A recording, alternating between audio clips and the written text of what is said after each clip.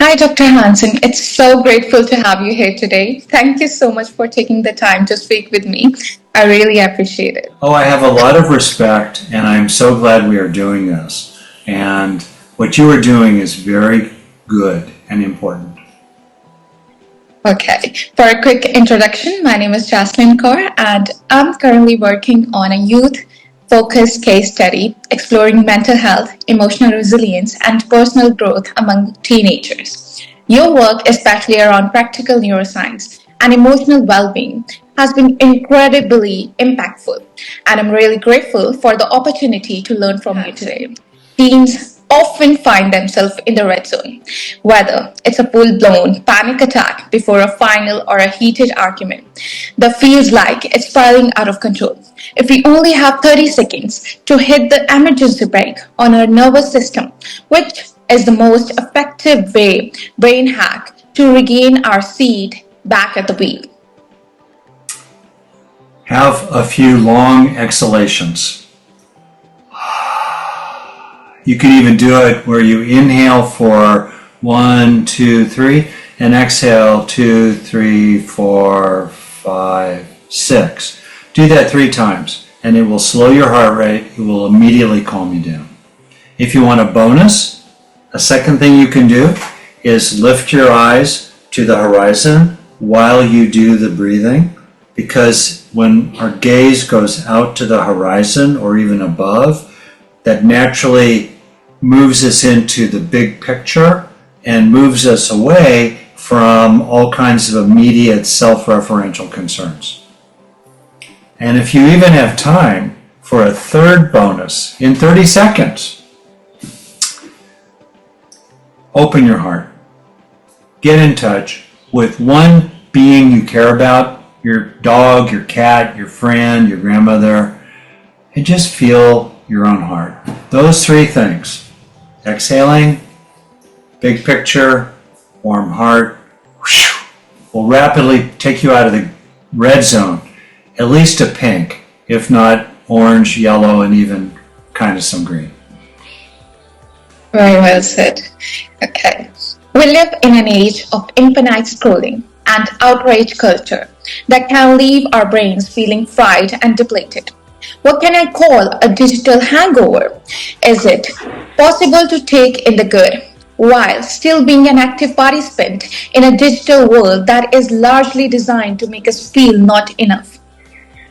That is a profoundly important question, and your generation is going to be at the center of answering it, literally for the next 50 years, even as my generation fades away. And so for me, it's really about exercising control over your attention. Our attention is our most fundamental property.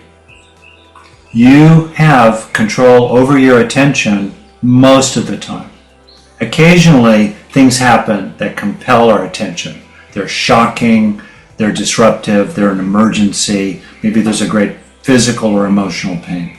But most of the time, we have the power over where we put our attention, and then what we do with what it rests upon.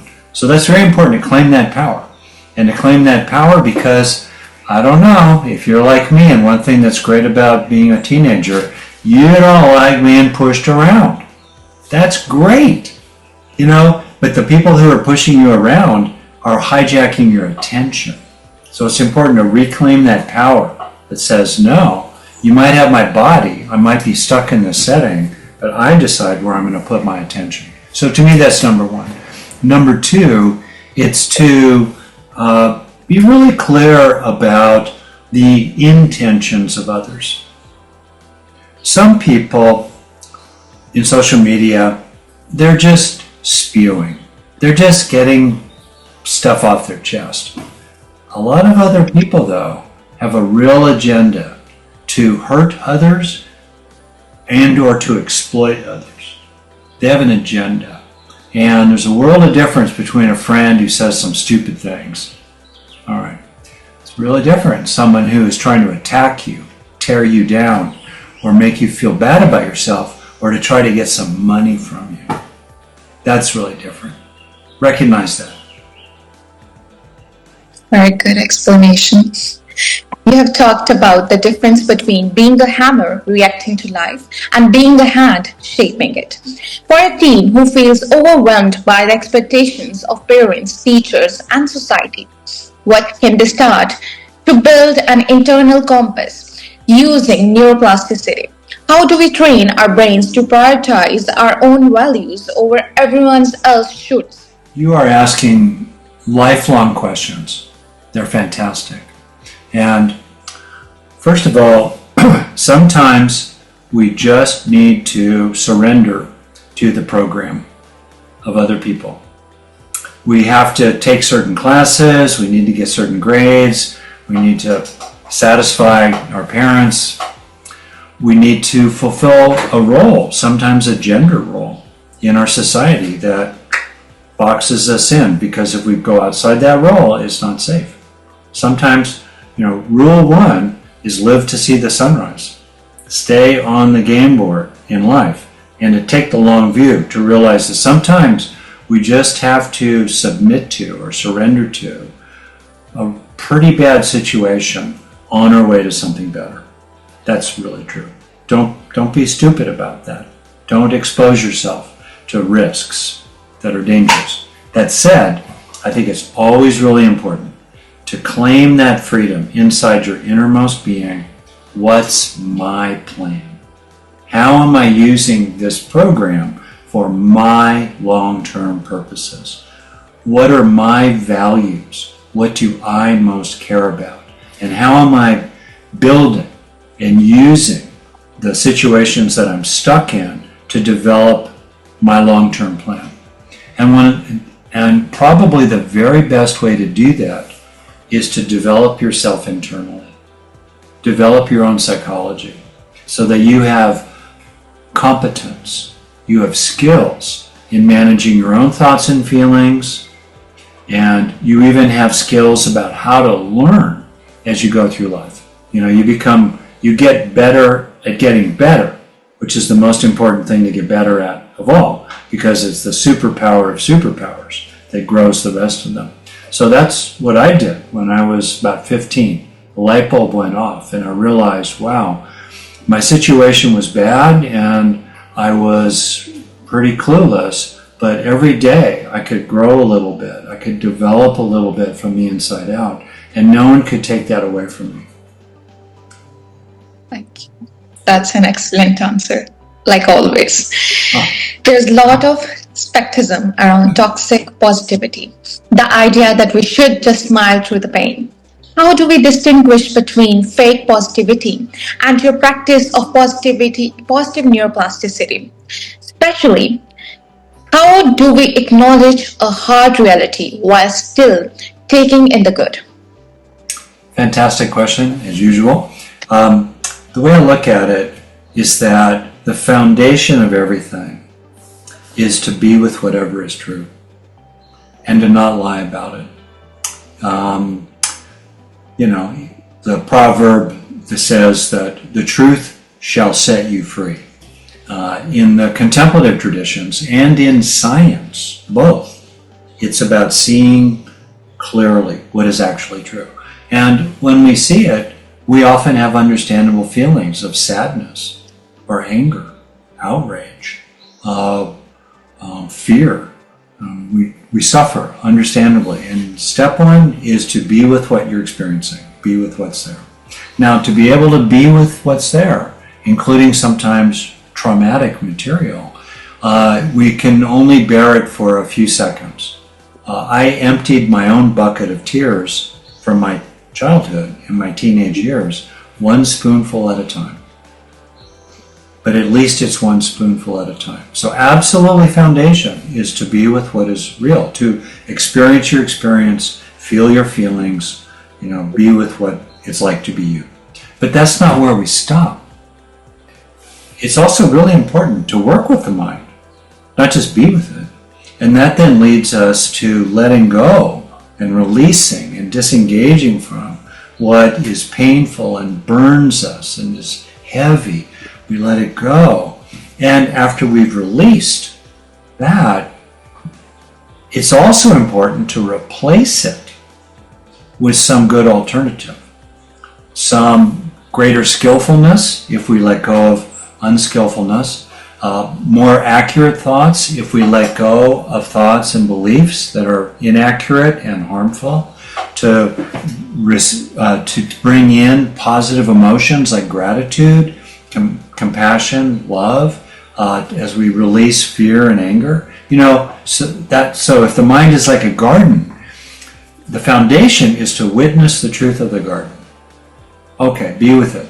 But also, pull the weeds and plant the flowers in the garden of your mind. All three together. And for me, that's the way to understand the usefulness of thinking about the seeds you are trying to plant in your mind today.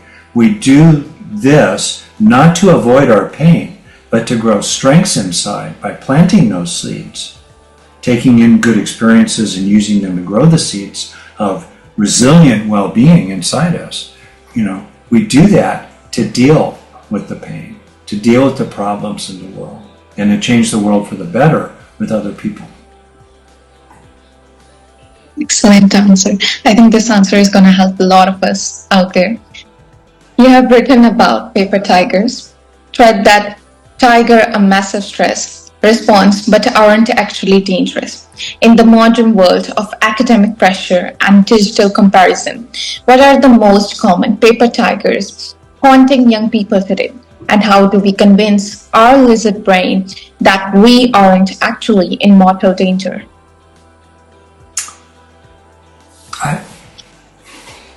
I think that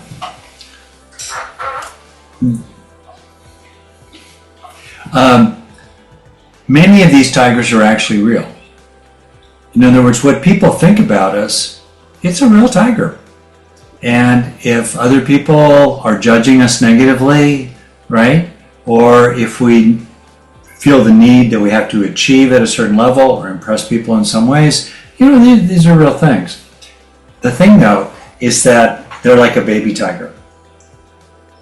Because, for example, what that person thinks of you is usually a passing experience in their stream of consciousness. It's not this long-standing hatred that's going to lead them to destroy your life.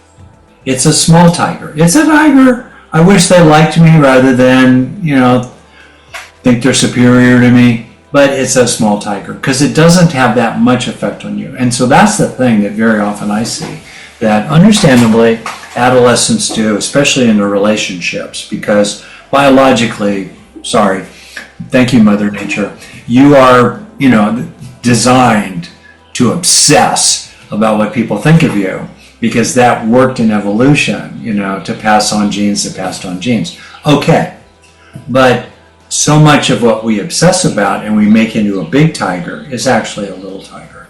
And to me, that's a very helpful thing to realize. And one thing that makes it little is that usually it's about a very short period of time. Really, this is a short period in your life, 4 years in high school or whatever the equivalent is, 4 years in college. You have a long life ahead. It's quite powerful to realize that most of the people that drive you crazy today will be out of your life in 5 years. So true. So true. Okay. Finally, if you could step back in time and sit down with 17-year-old Rick Hanson, what is the one thing you would tell him about his own brain that would have made his journey into adulthood a little bit kinder?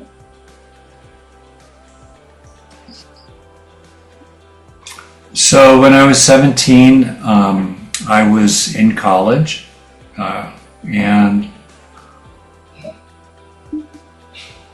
I would tell that young guy,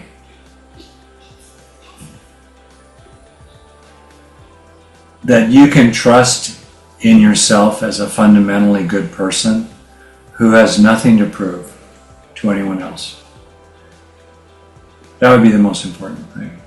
And you can relax the efforts to impress people because you're good enough already. And then if I could get a bonus piece of advice,